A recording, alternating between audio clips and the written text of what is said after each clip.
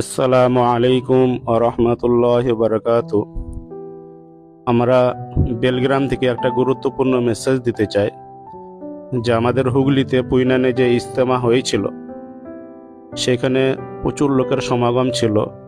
একটা গুরুত্বপূর্ণ মেসেজ হচ্ছে যে কোনো এক ব্যক্তির একটা মোটা অঙ্কের টাকা সেখানে পড়ে যায় এবং সেই টাকাটা বর্তমানে আমাদের বেলগ্রামের হাজি গিয়াসউদ্দিন সাহেবের কাছে টাকাটা বর্তমানে আছে।